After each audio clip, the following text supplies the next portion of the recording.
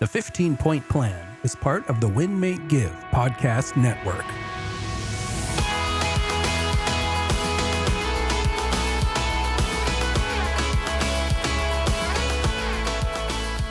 Welcome to the 15-Point Plan podcast. My name is Ryan Park Gregg, and as always, I am here with my amazing co-host, Jacqueline Smith. The 15-Point Plan is a system. It's a system that keeps you energized, it keeps your energy up, and it keeps your stress down, following the 15 points that take us from the average human to making us extraordinary. In fact, Jacqueline, I even like to say becoming a superhuman by following this 15-point plan, right? It's so true. I feel like I can fly when I'm following all of the 15 points as much as I can and tracking it and just being mindful of it. That's right. So the goal behind this podcast is to give you little tips and tricks that will help you increase your energy and reduce your stress. And sometimes, Jacqueline, if you're like us, our listeners think, well, I don't know. Do I have more energy? Do I have less stress? Have I grown this year? It feels like I haven't done all that much. And then we look back at who we were a year ago or a couple of years ago. Mm-hmm. And when we do that reflection time, we realize, okay, all right, give myself a little bit of credit. I am growing, dang it. And today we're talking about using our journals as a way to see all the growth that we've gone through, right? Well, that's the thing, is that growth, I mean, it's often the small things, right? It's like the small daily habits that almost feel like they're not important, or, are they even doing anything?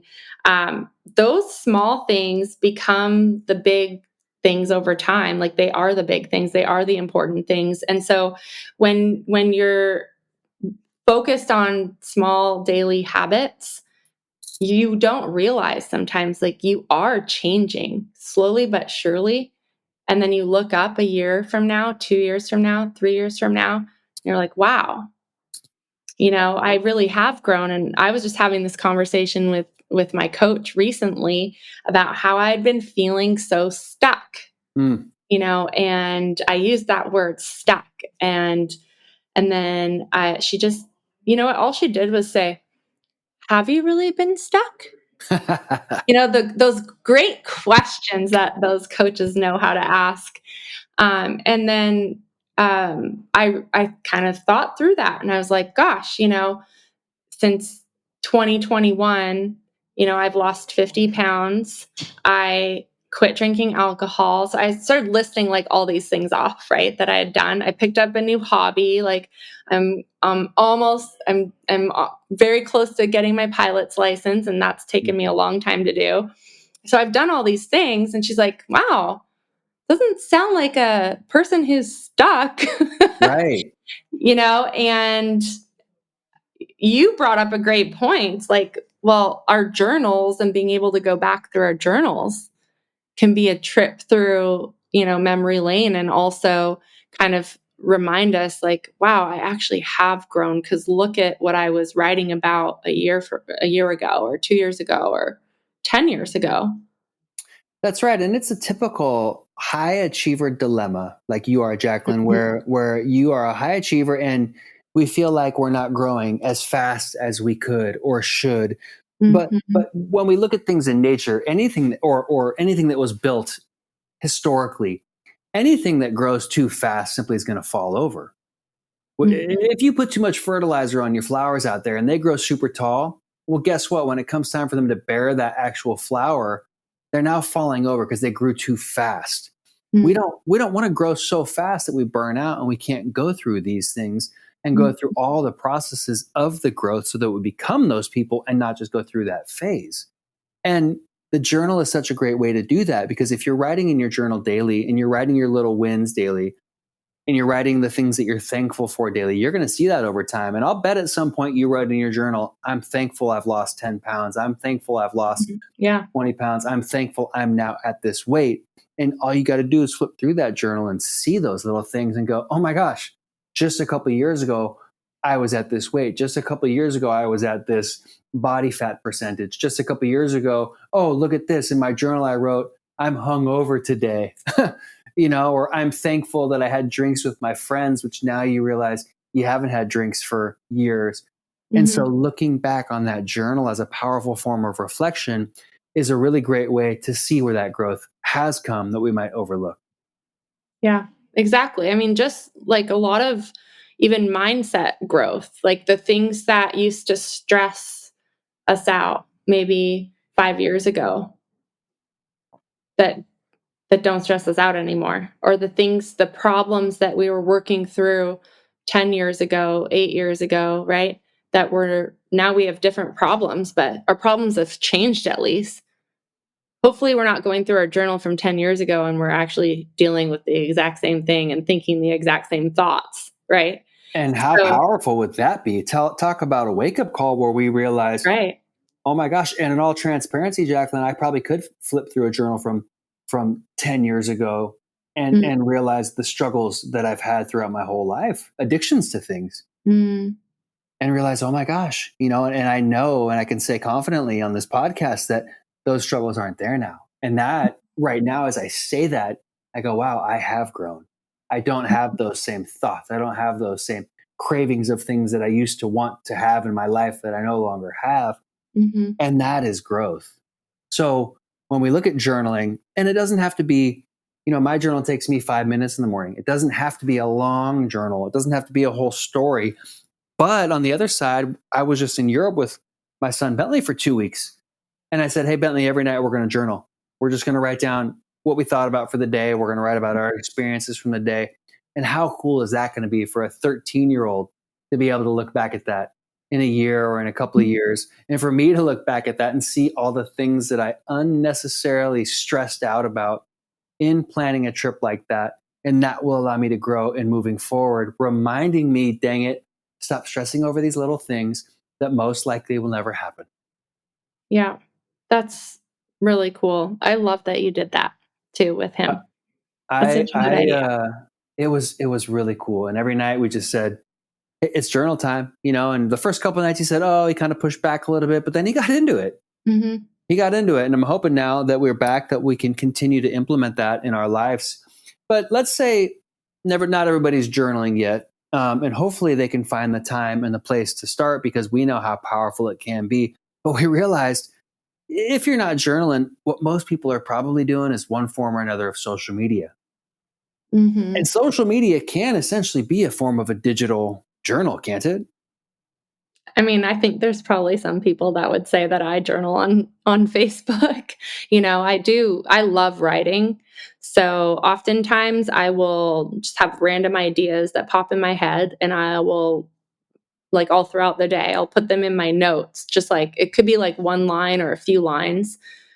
And then I'll journal about it later, or in the morning. Is I really like writing in the morning or at night. And so I'll take the time and I'll go into my notes to those ideas because I don't always have time like in the middle of my day when an idea pops in my head to like sit there and write something about it, or it'll be like an interaction will kind of prompt a thought that I want to think through later.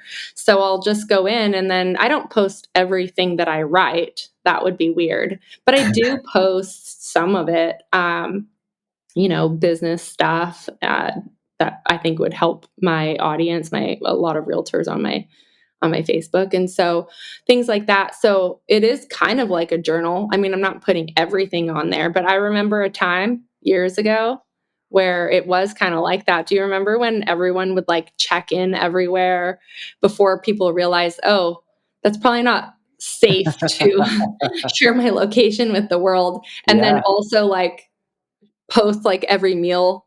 Do you remember that? Oh, yeah. Yeah. So that was definitely journal-esque, I would say.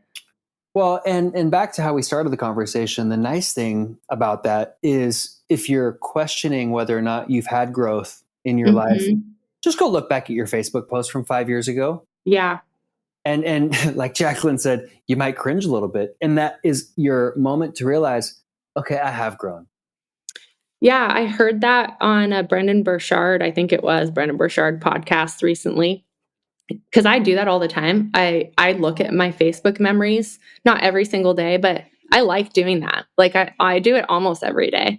And I like to go back, but you're right. Sometimes I'm like, cringe. I can't believe that I said that, to the world.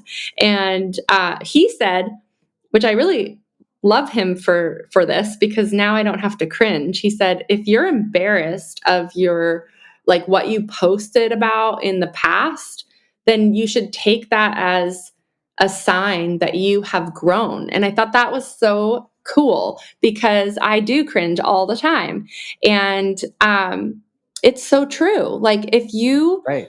if you're looking at your post and you're like, yeah, that's so good, well, then you're probably closer to the same mindset, the same things, like you're kind of in alignment with whoever that was back then. But if you're like really cringing at that, well, good news, you've grown, That's right. That's such a good point. And it's such a nice, easy way to when you're thinking, gosh, I haven't grown that much. Sometimes you just got to scan out a little bit. You gotta take a Mhm. look at life from up above and remind yourself, okay, it's only been a few months, but when you look at the big picture of last year or 3 years or 5 years or a Mhm. decade, I mean, gosh, there's probably pictures of us after a couple drinks, not that Mhm. long ago on social media. And we look at that and go, wow, I remember what that felt like. And I remember how much better I feel right now. Today, I have grown. So use those cringe moments in the good way of reminding yourself all the good stuff that you have now gone through and the good that you've become. Yeah, it's not always like you could rebuild like a car engine, for example, and, you know, it doesn't look any different unless you got like a fancy like new paint job to go with it and like new rims and tires, right? But that car just got like a massive upgrade when you rebuilt that engine. Or like your Mm, phone, when we do the iOS the updates. right. So like when you do the updates, like your phone still looks the exact same, right? When you just look at your phone, but it has an upgraded system. So the Mm, same as with us. I feel like when probably why I was saying I felt stuck was I've done a lot of like internal foundational work, like mm. reinforced the foundation, rebuilt some foundations, tore some things down, in my life. And so a lot of times like the real growth, it happens below the surface. And Mm, so you don't necessarily see it unless you're doing something like journaling where you're documenting your process, You only see it when it starts to come above the surface, or when you get the shiny paint job or whatever. But yeah, there's a lot that went in to that growth, that you just don't see. it's And so so true. yeah, journaling is just a really cool way to document that, like you guys did on your trip, just to document we're on a longer journey, right, of life. So, That's doing right. the same Yeah, my friend Kevin Sturdivant, I think it was his grandfather that said this, that a life worth living is a life worth recording. thing. That's cool. And how powerful is it to just write down the little things? Matthew Dix, one of my favorite storytellers who we saw speak a while ago, he talks about that homework for life. And Mhm. we've talked about this on a past episode. It's as simple as writing down just a couple sentences at the end of the night. Yeah. It's as simple as just writing down a couple sentences at the end of the night. And when you do that, the cool thing is you start looking for those things. You start looking for those stories. You wake up the next day and go, okay, what's my cool story from today going to be? And you start Mhm. looking for all those little things. So a life worth living is a life worth recording. Write down just a couple sentences at the end of the night. Write down just a couple things you're grateful for in the beginning of the day. And then you can start looking back on those journals over the years and remind yourself of how far you have come. And then if you want that cringe moment, just look at your Facebook post, your Instagram post from 5 years ago, from 10 years ago, and you will absolutely be reminded of all the amazing things that you've done and all the growth that you have gone through. And lastly, I'll say this, Jacqueline, sometimes you just got to change up the outside of the car too. You got to just shave your head like I did before I went and hung out with the monks because it made me refresh myself. It Mhm. made me realize, what, my hair doesn't make me. I've had this same darn hairstyle for years. I'm just going to let it go. So you can do it on the inside, but you can also do it on the outside as well. And that's why people do that. That's why sometimes maybe a woman will cut her hair very short. You get a refresh, you get a new start. And and my men out there or women, You want to restart, you want to refresh, you want to feel a little bit different and a little bit awkward and just kind of remove the personal appearance. Shave your head. I challenge you. Shave it. So shaving your head is not one of the 15 points, but journaling is. So we don't really have any excuses anymore. There's so many apps you can get now if you want journal prompts. I mean, you can just go right into, if you have ChatGPT, they'll give you some journal prompts. Or like you can do like what Ryan said and just kind of document your day. What were your highs? What were your lows? You know, how are you ending the day feeling? How do you want to feel tomorrow? What's one thing you're thankful for? Who is someone that you're thankful for? It can be very simple. It does not have to be complicated. Remember, we complicate things to justify our inaction. So journal, do it for 30 days. You'll notice a difference. It's the best way to raise your self-awareness. And that's the best way to raise your emotional intelligence, which we know is important. So journaling has a ton of benefits. Go ask ChatGPT what are the benefits of journaling and give me some journal prompts. Until next time, we're so thankful that you tune in to these quick episodes on the habits that shape our lives and our futures, the 15-point plan. We love having you. Find us on social media. Share this podcast with someone that doesn't know about it and help us spread the love. And we will catch you on the next episode. That's right. Bye, everyone. Bye, everyone.